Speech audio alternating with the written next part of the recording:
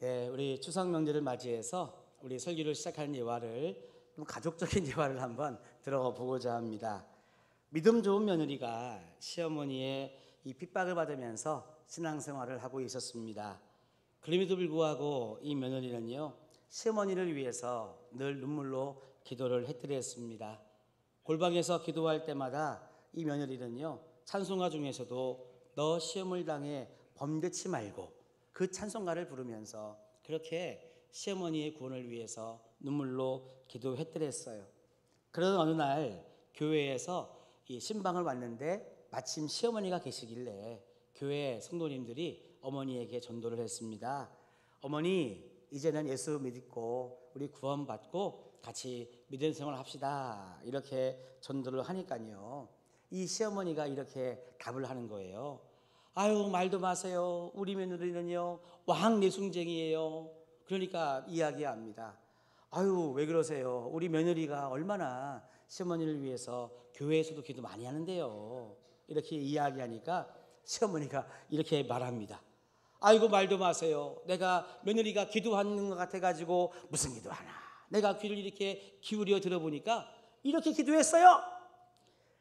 너 시험일 당해 범죄치 말고 너 용기를 다해 물리쳐라.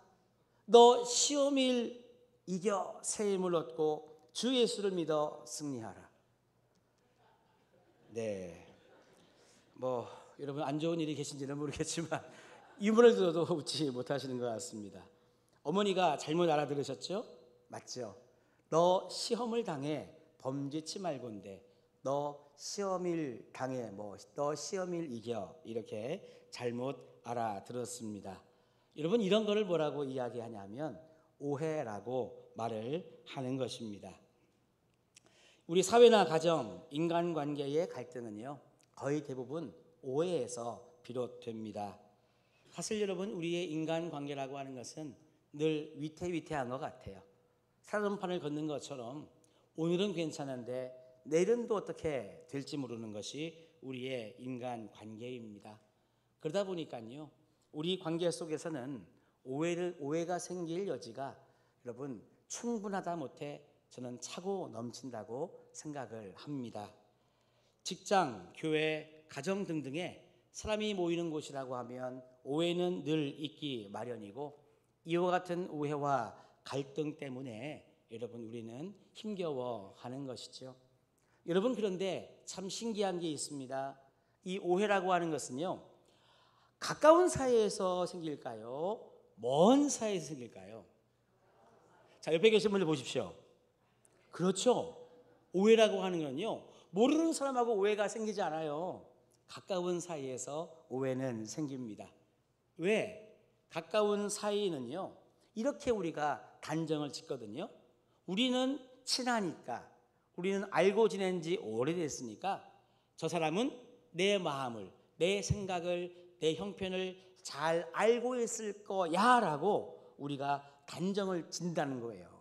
그러다 보니까 여러분, 분명히 저 사람이 날 알 텐데, 나와 오랫동안 살았기 때문에 내 생각을 알 텐데, 내 마음을 알 텐데, 내 형편을 알 텐데라고 하는 우리의 생각 때문에 그렇지 않을 때 여러분 오해를 하게 되고 실망을 하게 되고 그게 마음의 상처로 여러분 남았다가 그게 갈등이 되면서 여러분 폭발하면 그렇게 친했던 관계가 여러분 남보다 못하는 관계가 될 수 있는 것이 참 우리들의 인생의 다반사라고 하는 것입니다.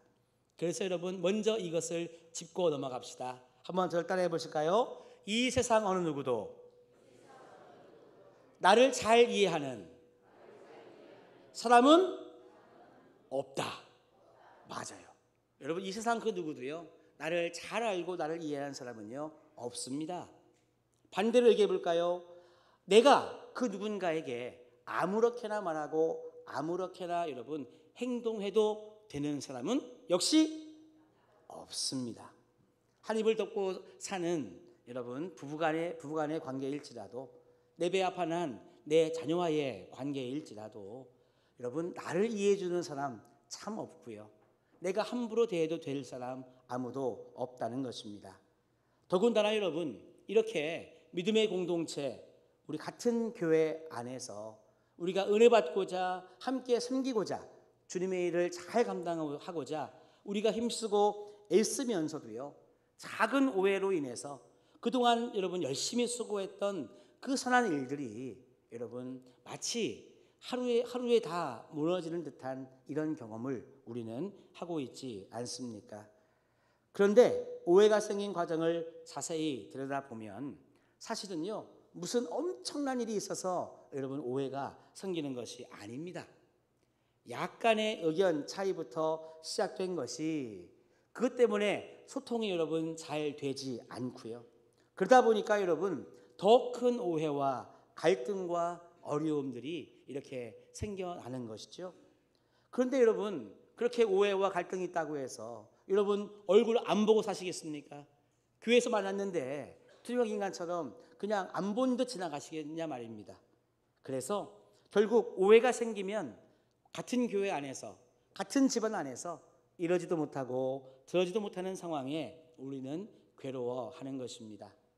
명절 덕분에 우리 사랑하는 가족들 또 사랑하는 친지들 여러분 많이 만나셨죠?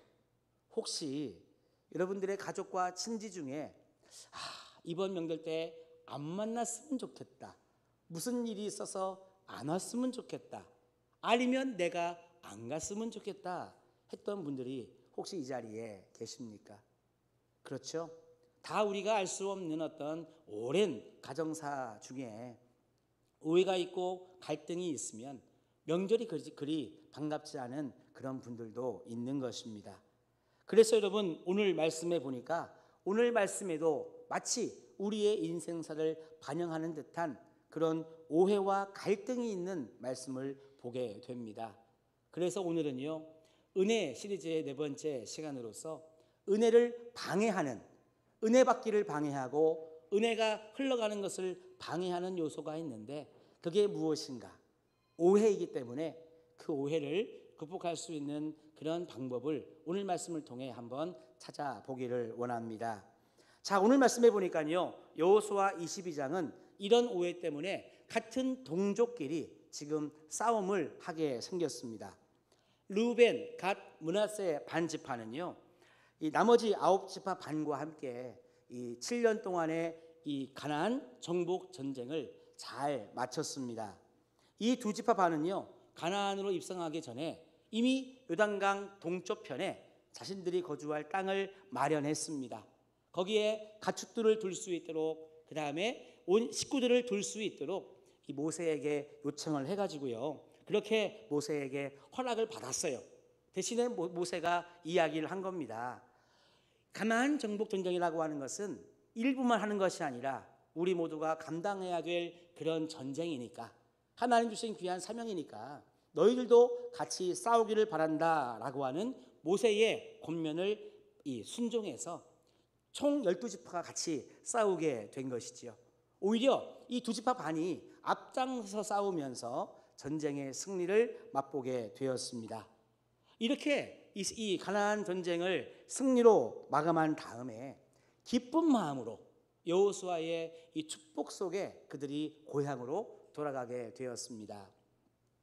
7년간의 전쟁을 마치고 돌아온 고향, 아마 여러분 추석 때 이 오가는 길이 막히기도 하고 힘들긴 했지만 막상 만나니까 좋으셨죠. 헤어질 때는 아쉬우셨죠.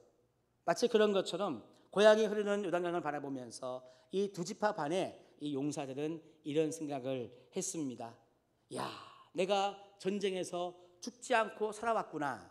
이와 같은 안도감, 또 하나님과의 약속을 내가 어려웠지만 잘 지켜냈구나 라고 하는 가슴의 뿌듯함, 또 고향 식구들 만나니 이렇게 좋을 수가 없다라고 하는 기쁨이 그들에게 있었습니다. 그들의 마음이 참 따뜻해지고 흡족해지니까요, 이 기쁨을 계속해서 기억하고 싶은 거예요. 여러분, 사람은 좋은 일이 있고 뭔가 좋은 업적을 이루면 기억하고 싶지 않습니까? 그래서 사진을 찍기도 하고 동영상을 촬영하기도 하고 어떤 감사패, 기념패, 감사장 이런 거 여러분 만들어서 주고 받고 하잖아요.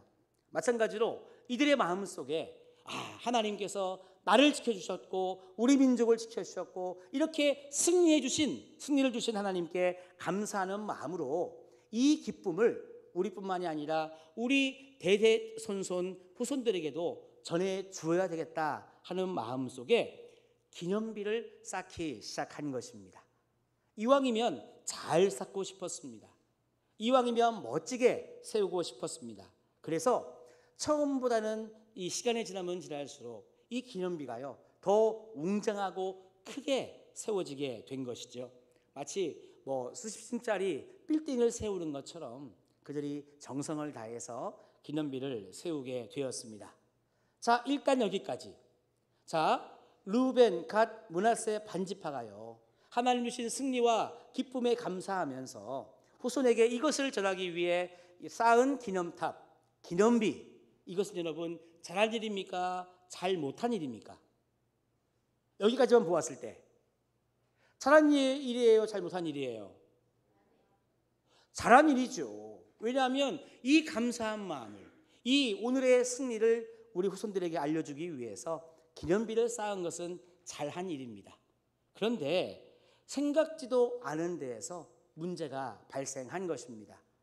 그들의 마음, 그들의 속내도 모르고요, 그냥 겉모양으로만 보고 판단한 사람들이 생겨났다는 거예요. 제가 여러분 예전에 설교할 때 이런 말씀 전해드렸죠. 궁금하면 뭐 하라고요? 궁금하면 뭐 하라고요? 물어보라 그랬잖아요. 묻지 않고 이럴 거야 저럴 거야 추측하지 말라고 제가 한번 말씀을 드렸죠. 오늘 그런 문제가 발생한 것입니다. 왜 그네들이 저렇게 기념탑을 쌓았을까? 여기에 궁금하면 물어봐야 되는데 묻지 않은 겁니다. 그냥 추측을 한 거예요. 추측이 바로 여러분 오해의 출발이라고 하는 것입니다. 자, 서쪽 편에 사는 이 9개 반지파 사람들이 저기 동쪽에 2지파 반이 쌓은 엄청난 규모의 기념비를 보고 추측을 한 거예요. 뭐냐? 저 사람들이 엊그저께 전쟁 마치고 엊그저께 하나님이 주신 은혜를 벌써 잊어버리고 지금 고향에 간 지 며칠이나 됐다고 저렇게 우상을 섬기려고 우상 숭배하려고 저런 대단을 쌓았느냐? 큰일 났다. 이렇게 지금 서쪽에 있는 사람들이 오해를 하게 된 것입니다. 그래가지고요 실로에 모여서 대책회의에 들어간 것입니다. 얘들아, 여러분, 우리가 우상 숭배 때문에 24,000명이나 죽었던 우리 역사가 있는데 이걸 우리가 잊어버리고 또 우상 숭배를 방관하면 하나님의 진노하심이 온 민족에게 미칠 수 있다라고 여러분 경고의 이야기를 하기 시작했습니다. 그 중에서도 다혈질, 막 급진주의, 오늘 확 그냥 막 그냥 하는 사람들은요 안 된다. 오늘이라도 당장 가서 저들을 하다못해 전쟁을 일으켜서라도 저들을 빨리 회개시켜야지. 안 된다. 이 모임 자리에서요 전쟁 불사 이런 이야기까지 막 나오게 되었습니다. 여러분, 그런데 이런 상황을 우리는 뭐라고 이야기할 수 있습니까? 오해라고 말할 수 있는 것입니다. 동쪽 지파 사람들은 단순하게 자신들의 은혜와 감동을 오랫동안 간직하고 후대에게 전해주고 싶은 마음으로 이것을 쌓은 것뿐인데 서쪽 사람들은 이것을 우상 숭배를 위한 재단이라고 오해를 한 것이지요. 우리 사랑하는 성도 여러분, 만약에 이와 같은 오해의 상황들이 우리의 가정과 우리 교회에 있다고 한다면 얼마나 여러분 안타까울까요? 저는 그래서 우리 사랑하는 성도님들의 가정과 우리 몸된 흥해제일교회에 하나님의 은혜만이 충만하기를 주님의 이름으로 축원합니다. 그래서 오늘 이 시간에는요 이렇게 오해를 줄일 수 있는 방법이 무엇일까, 극복할 수 있는 방법이 무엇일까를 두 가지로 보도록 하겠습니다. 먼저 첫 번째는 여호수아 22장 13절의 말씀입니다. 이 말씀을 다 같이 읽어보시겠습니다. 이스라엘 자손이 제사장 엘르아살의 아들 비느하스를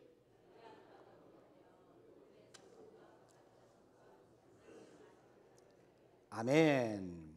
자, 13절에 보니까요 제사장 비느하스를 중재자로 선택하고 있습니다. 저는 이것을 문제를 해결하는 출발점이라고 저는 보고 싶은 것입니다. 왜 그런가? 우리가 지난주까지 3번의 시간 동안 하나님의 은혜가 흘러가는데요. 하나님의 은혜라고 하는 것은 하나님이 직접 주시기도 하지만 하나님의 은혜는 누구를 통해서? 사람을 통해서 흘러간다고 말씀을 드렸습니다. 맞아요. 그렇기 때문에 사람을 통해서 하나님의 은혜가 흘러갈 때에는 나를 본받으라 라고 하는 닮아감으로도 흘러가고, 또 우연히 마침이라고 하는 시간의 흐름 속에 하나님의 은혜는 흘러간다고 말씀을 드렸습니다. 그런데요, 이 은혜의 흐름을 회방하는 세력이 있습니다. 누가 이 은혜의 흐름을 싫어할까요? 누굽니까? 사탄이 싫어하죠. 맞아요. 사탄은요, 할 수만 있으면 하나님의 은혜가 흘러가지 못하도록, 더 나아가서는 은혜를 받지 못하도록 회방을 합니다. 그런데 이 은혜가 흘러감을 사탄이 방해할 때에는 어떤 방법을 사용해서 그 길을 막아서느냐? 그 방법이 바로 오해라고 하는 것입니다. 하나님은 은혜를 사람을 통해서 흘려보내는데요, 사탄은 그래서 은혜를 끊게 하기 위해서 은혜가 흘러가야 될 그 은혜의 통로인 우리를 바로 여러분 오해가 흘러가도록 해서 여러분 시험 들게 만드는 것입니다. 여러분, 그래서 시험도 있잖아요. 하늘에서부터 시험이 떨어지는 것이 아니라 우리가 그런 말 하잖아요. 나 누구 때문에 시험 들었어, 이런 말 쓰지 않습니까? 그러니까 시험이라고 하는 것도 결국은 하나님이 사람을 통해서 흘려보내는 것이고, 그 시험이라고 하는 것은 바로 오해로부터 시작된다는 거예요. 그래서 여러분, 교회 안에 갈등이 생기게 된 동기를 보면 사실은 단순할 때가 많이 있습니다. 엄청난 일 때문에 여러분 교회 안에 갈등이 생기는 게 아니에요. 첫 출발은요, 작은 의견 차이입니다. 그런데 그것 때문에 오해가 생기고, 그것이 쌓이다 보니까 내 마음에 섭섭함이 생겨요. 그것도 쌓이다 보니 이제는 나를 무시하네 생각이 들고, 이 내 마음의 상처를 이제는 내가 먼저 어떻게 할 수 없어, 화해하고 싶어도 내 자존심이 허락하지 않고 끝까지 여러분 가게 되는 것입니다. 그래서 점점 갈등의 골은 깊어가는 거잖아요. 우리의 가정사를 보나 우리들의 교회를 보나 거의 대부분 오해는 이렇게 시작이 됩니다. 그러면 이렇게 되어 교회가 어려워지고, 이렇게 되어 우리의 가정이 어려워지면 결국 여러분 누가 기뻐하는 것입니까? 결국 기뻐하는 존재는 하나님도 아니시고 우리도 아닙니다. 결국 우리의 갈등과 오해 속에 기뻐하는 존재는 사탄밖에 없는 것입니다. 그래서 여러분, 가정이든 교회든 오해를 통해서 갈등이 생겨나는 이 많은 일들의 여러분 원인을 우리는 영적인 측면에서 반드시 바라보아야 된다는 것입니다. 단순하게 여러분 소통을 못했어, 소통의 부재 때문에 여러분 오해가 생겼다고만 말하시면 안 된다는 거예요. 우리 중에 말 잘하는 사람이 없어서 여러분 오해가 생기는 것입니까? 집안에 말할 수 있는 사람이 없어서 오해가 생기느냐 하는 것입니다. 아니죠. 말 잘하는 사람이 없어서 오해가 생기는 것이 아니라 여러분 영적인 문제 때문에 결국 오해가 생긴다는 것입니다. 그래서 오해를 단순히 소통의 부재로 보는 것은 영적인 문제를 우리가 너무나 간과하는 내용일 수밖에 없습니다. 여러분 한번 따라해 보실까요? 오해는 사탄이 이용하는 시험의 도구다. 그렇기 때문에 여러분 우리가 정말 할 수 있는 대로 오해가 생기려고 하거나 또는 오해가 이미 생겨났다고 한다면 우리는 이것을 영적인 문제로 보고, 생기려고 하면 예방하고, 생겨났다면 이것을 여러분 정말 기도하면서 빨리 풀어내야 될 줄로 믿습니다. 그런 의미에서 저는 여호수아가 지금 민족 간의 갈등이 생겨났을 때에 중재자로서 제사장 비느하스를 선택한 것은 탁월한 영적인 통찰력이 있는 결정이라고 저는 보고 있는 것입니다. 분명 이스라엘 안에도 수많은 리더가 있었을 것입니다. 수많은 중재자가 있었을 거예요. 이런저런 과정을 이수하고 이런저런 경험을 많이 쌓은 상담가가 있을 수 있고요. 또는 코칭 프로그램을 다 이수한 코치가 있을 수 있습니다. 그럼에도 불구하고 이 여호수아는요, 그런 사람들을 택한 것이 아니라 제사장 비느하스를 택한 것입니다. 즉 이와 같은 갈등의 배경에 영적인 문제가 있음을 통찰하고 있었다는 증거가 되겠습니다. 그래서 여러분, 오늘 우리는 이 말씀을 통해 이것을 꼭 마음에 담았으면 좋겠습니다.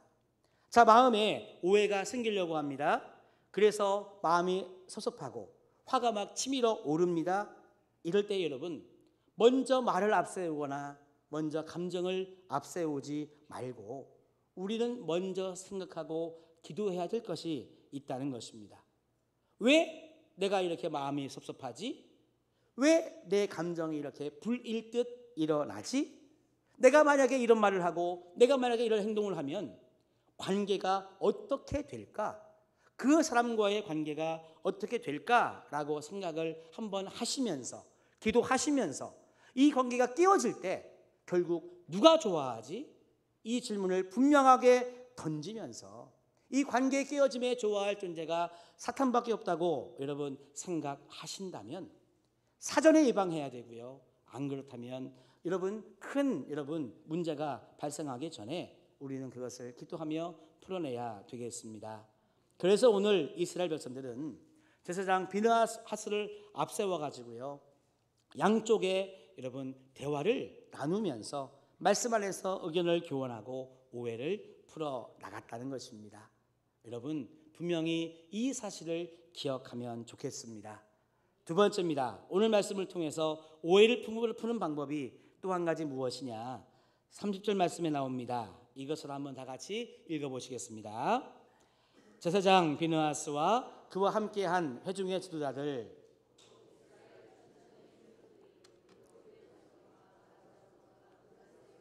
말을 듣고 좋게 여긴지라. 아멘. 따라합시다. 말을 듣고 좋게 여긴지라. 네, 여기에서 오해를 풀 수 있는 해법을 찾을 수 있습니다. 오늘 본문에서 듣다라고 하는 말의 히브리어는요 와이슈마입니다. 이 뜻이 뭐냐면 주의를 기울여서 듣다, 이해하다라고 하는 뜻을 가지고 있습니다. 이렇게 잘 들었다라고 하는 오늘 본문의 와이슈마는요 창세기 11장 7절로 넘어가면 거기에선 이렇게 번역이 되어 있습니다. 영어 성경에서 언더스탠드로 이렇게 번역이 된다는 거예요. 지금 제사장 비느하스와 중재자들은 왜 동쪽 지파가 제단을 쌓았는지 22절부터 29절까지의 말씀을 통해서 해명을 잘 들은 것입니다. 그러니까 언더스탠드를 하고 있는 것입니다. 여러분 말이라고 하는 것은요 그냥 만들어지는 게 아니죠. 그 말 안에 의미가 담겨져 있습니다. 그래서 여러분 언더스탠드를 보면 우리는 재미있는 것을 발견하게 됩니다. 이 단어는요 두 개가 합쳐진 거라고 이야기하죠. 언더하고요 스탠드가 합쳐져서 언더스탠드가 됐다고 이야기를 합니다. 무슨 말이냐면 상대를 이해하려고 하면 저 사람 밑에서 보고 들어야만 이해할 수 있다는 그런 뜻이 되겠습니다. 그러니까 이 제사장 비느하스와 함께한 이 민족의 지도자들은요 르우벤, 갓, 므낫세 반지파의 이야기를 그들의 입장에서 따라합시다. 그들의 입장에서 듣고 이해하려고 애를 썼다는 것입니다.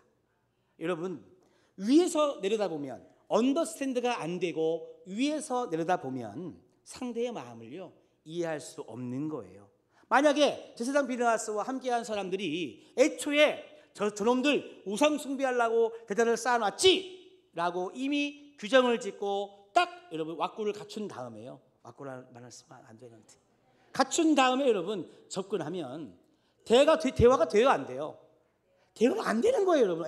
애초에 안 되는 거예요. 그런데 상대방의 입장에서 낮은 곳에서 바라보며 여러분 들으면 상대방의 마음이 이해가 되는 것입니다.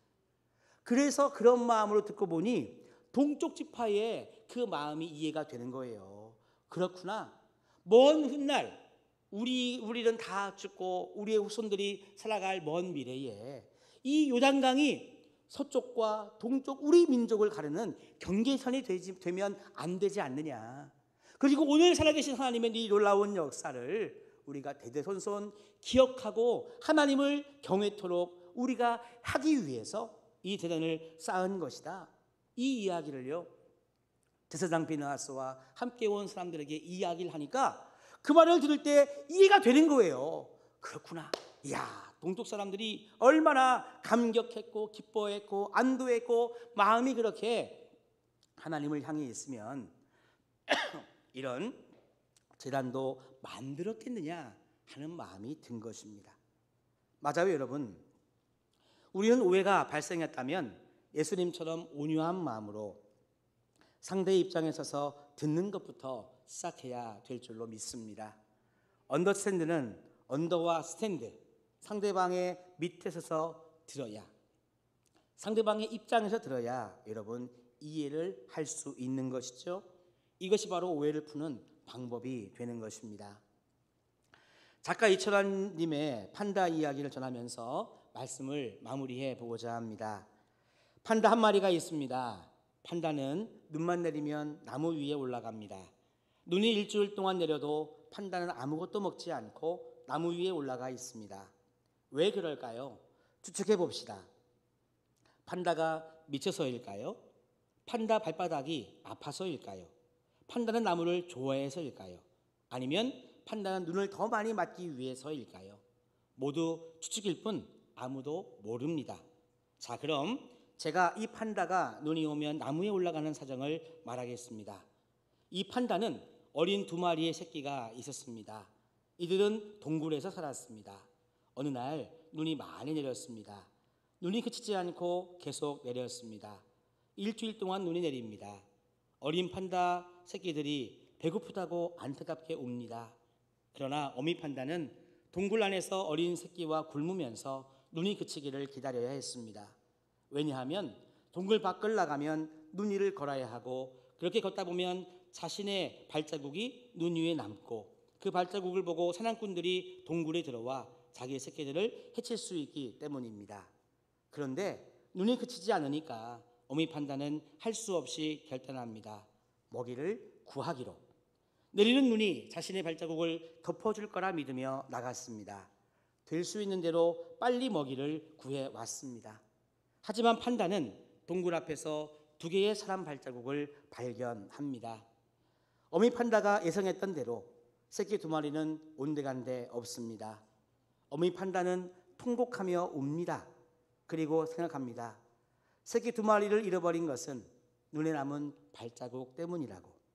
그 뒤부터 판다는 눈 위를 걸을 때마다 자신의 발자국을 보고 새끼들을 잃어버린 아픈 기억을 떠올리게 됩니다. 그 발자국이 나중엔 공포가 됩니다. 그것 때문에 새끼를 잃었으니까요. 그래서 판다는 눈이 오면 나무 위에 올라가 있는 겁니다. 여러분, 이 이야기를 들어보니 판다가 나무 위에 올라갈 이유가 있다는 걸 이해하셨습니까? 그렇습니다. 사람도 상대방을 정확하게 이해하려면 그 사람 밑에 서서 상대방의 입장에서 이야기를 들어봐야 상대방의 마음을 이해하게 되는 것입니다. 추측은 사탄이 원하는 오해를 낳고 갈등을 낳고 그래서 관계 단절로 이어지는 여러분 시험거리밖에 되지 않는 것입니다. 저는 그래서 올가을 우리 사랑하는 성도님들의 가정과 우리 몸된 흥해제일교회가 오직 하나님의 은혜로만 충만하기를 간절히 소망합니다. 그래서 여러분 잡초처럼 한번 생기면 쑥쑥 자라나는 오해, 우리 흥해제일교회에서는 퇴출시키기를 간절히 소망합니다. 한번 따라합시다. 오해 아웃. 할렐루야. 우리 같이